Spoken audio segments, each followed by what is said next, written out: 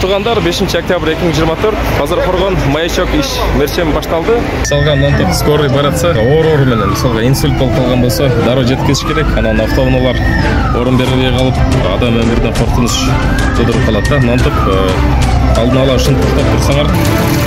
Siz özünüz pamет кылып атасыздар. Siz мынакей маячок менен келет алып. Тугандар, бул жигитке эскертме берилди. Мындан кийин жанагы маячок күйгөндө эртерээк топтур. Пожарныйлар болот, скорыйлар болот. Siz ооруп атам, апа. Эжеме сиз үчүн эскертме бердим.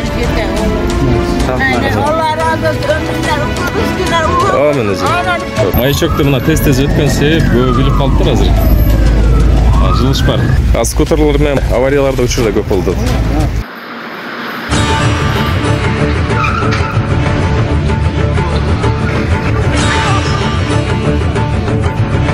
То есть 29-летняя девушка столкнулась с грузовиком.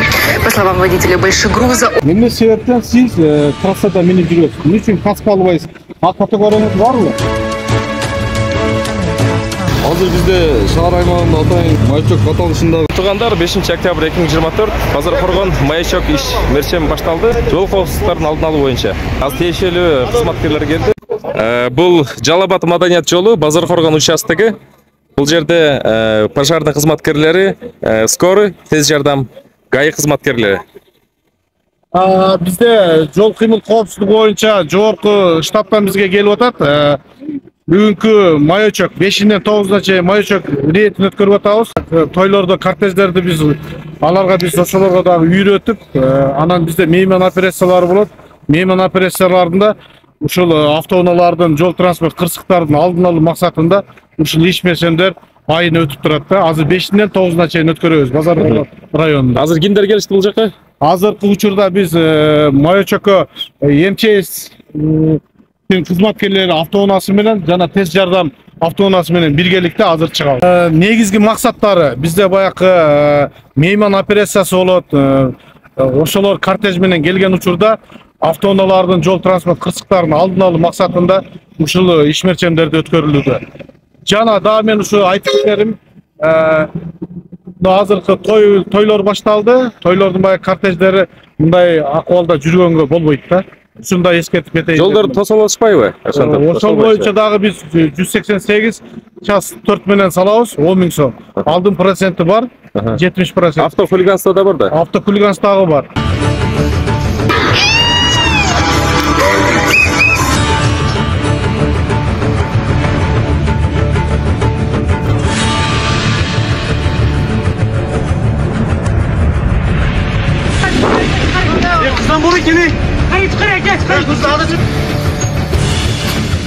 Праздничного шествия микроавтобус совершил... Жолдорду тосуп, жөнөкөй автоунаалардын айдоосуна тоскоолдук берип атпайбы? Тоскоолдук берип атат, ошолорго да иш мерчемдерди жандандыруу максатында иш жүргүзүп жатат. Хорошо.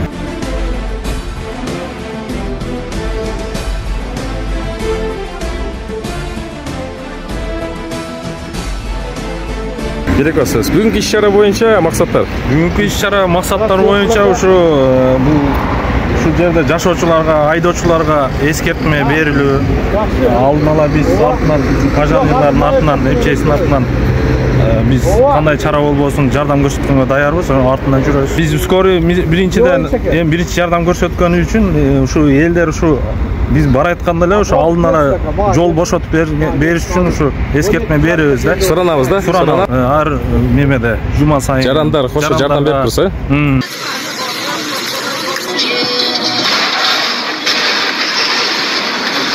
Хорошо. МЧСтен берек болсоңуз. Мисалга табигый кырсыктар болуп калышы мүмкүн туурабы? Эми ар кандай кырсык болуп калышы мүмкүн. Мисалы өзгө жакырдал болуп калышы мүмкүн, же үй өрттөнүп калышы мүмкүн. Биз мисалы өрткө кетип атканда бизге бир секунда дагы өтө маанилүү да. Ошон үчүн жол бериш керек. Ооба, кимдир бирөөнүн мүлкүн сактап калышыбыз керек.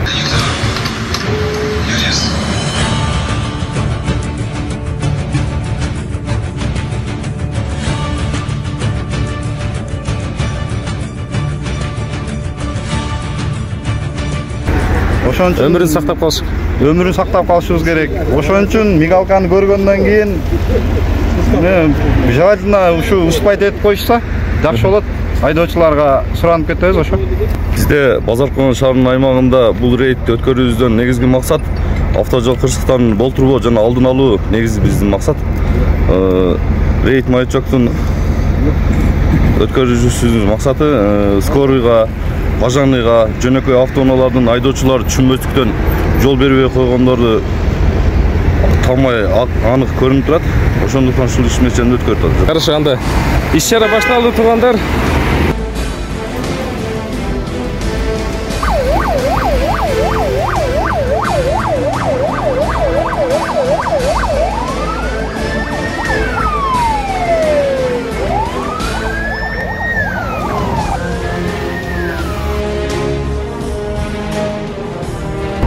Азыр учурда Базаркулдун Сайдуллаев көчөсүнө барып атабыз.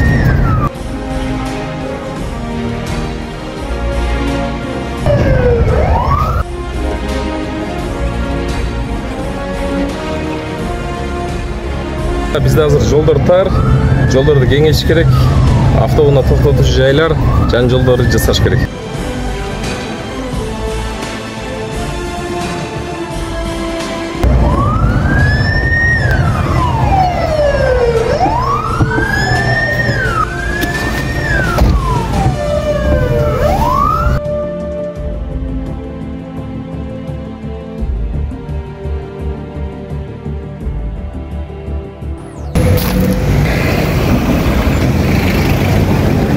Буларды кандай болду ошондо?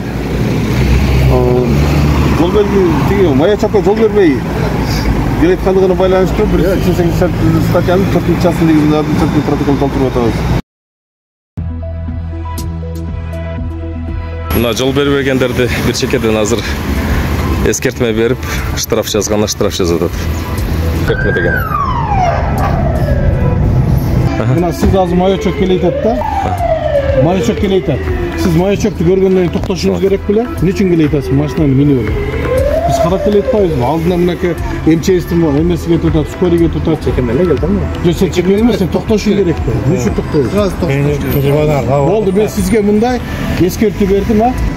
Мына скорый пожарныйлар келатканда чекеге токтоп тургула. Бул жерде өзгөчө разделительный полоса жок да, ошол себептен, э? Ооба. Хорошо. Бул кортеж. Сайдуллаевдан чыкканыбызда бизге кортеж келет, кортеж өз убагында токтоду. Ошентсе дагы биз буларга түшүндүрүштөрүн жүргүзүп коелу дедик да. Азыркы учурда баягы маячок келетканда же баягындай мейман иш чарасы өтүп атканда көп кортеждер жол бербейт да. Ошо сыңары ушу кортеждерге дагы бир эскертүү берип коелу деп токтоттук да.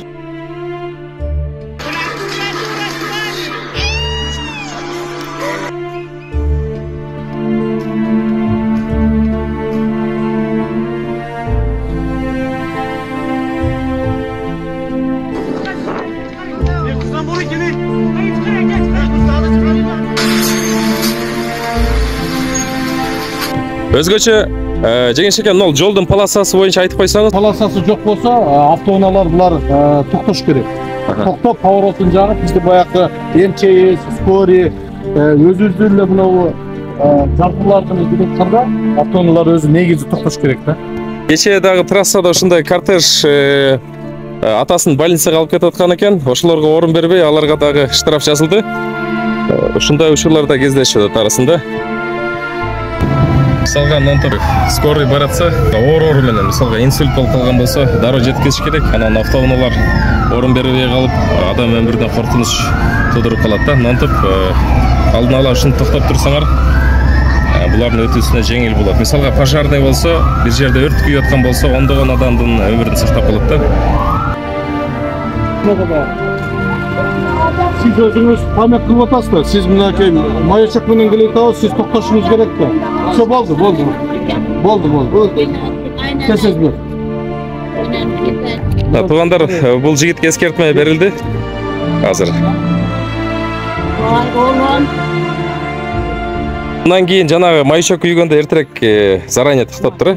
Просто пожарныйлар болот, скорыйлар болот. Сиз ооруп атам, апа. А так биз биз токтош керек эле. Негизи сиз токтошуңуз керек эле. Туурабы? Азыр биз бул жаранга өзүнүн апасы инвалид экен. Ошосуна биз карап эскертме берип атабыз. Мынакей больницага кетип атканда, бирок негизи автоунааны башкаргандан кийин сиз токтошуңуз керек да. Канча деген жерде маячоктор өтүп атат. Эртең сиз бунду биз карабайбыз да. Сиз скорый менен тез жардам менен жүрүшүңүз керек эле. Сиз скорыйга жооп бердиңиз азыр. Скорый алып кетсин. Эже мен сиз үчүн эскертме бердим. Kete oğlum. Aynen Allah razı olsun. Ömürler olur, rızkılar olur. Amin hocam. Aynen kete oğlum.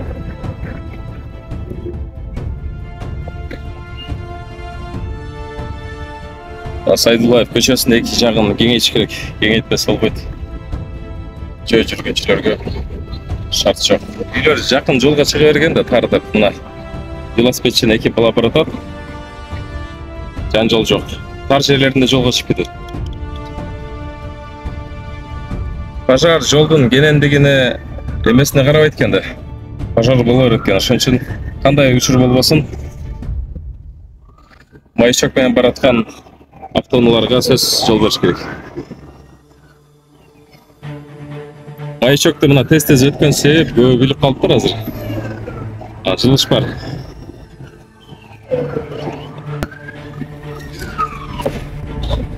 Скутерлер менен болгон аварияларда учурда көп болду. Эмне себептен сиз трассада минип жүрөсүз? Эмне үчүн каска албайсыз? А категорияңыз барбы? Айдоо белгиңиз бар. Эмне үчүн каскаларды айдатып келетесиз? Ушу сиздики туурабы? Аны жолго жүргөндө Азыр учурда авариялар көп болуп атат да. Ошон үчүн защитный мераларды колдонушуңуз керек. Каска кийишиңиз керек. Чыканакка, бутка, тизеге. Анан сөз жанагы стоп эмелер, поворотниктерди кошумча койдургула турганда скутер айдаганда.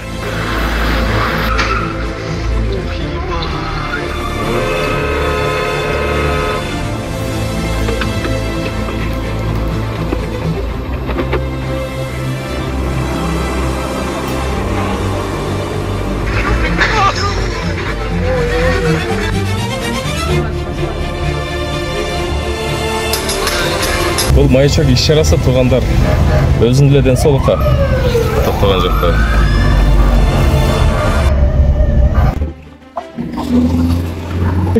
токтошуңуз керек да. Сиз келесиз. Кара, мени кара. Пожарныйды кара. Отасызбы? Балдар бар экен.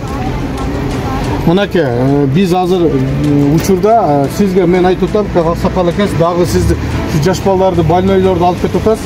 Мен сизге эскертүү берип атам. Угутасызбы? Мынакей мен бу жакта эскертме бердим, себеби балдары ооруп, больницадан келет. Анан эки жакты карап айдаңыз. Ошо.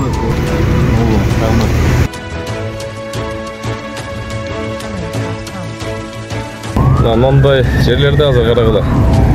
Жанжал жок. Сөз могул жолдорду кеңейтиш керек. Жакында чегара ачылат Өзбекстандан. Бул жолдор кеңейтиш керек да. Эл аралык жол болуп калат да ошондо. Скутер айдаганда сөз башыңарга шлем кийгиле, каска, колго бутка. Мисалга азыр скутерден жыгылып, авария болуп кайтып кеткендер да бар да. Скутерден жыгылганда, мисалга автоунаада эмес да, тоскучтары жок. Жыгылып башы жарылгандар көп да. Ошон үчүн сөзсүз айдаганда ошолорду тагынгыла. Мотоцикл, ошол скутер, учурда электроскутерлар аябай көбөйдү. Өздөрүңүз тартылып койсоңуз. Бул жак кандай болду ошондо? Азыр бизде шаар аймагында атайын маячок аталышындагы ишмерчем өтүп жатат. Бул жак атайын тез жардам автоунаасына и пожарный автоунаасына жол бербегендиктен биз токтоттук. Азыркы учурда Бузулар кодексинин 188 статьянын 4-бөлүгү менен 10 000 сом айыппулга чыгабыз бияқта. 70% скидка, учурда 70% скидкасы бар. Урматтуу өтөчү, сизге эскертип кетсем.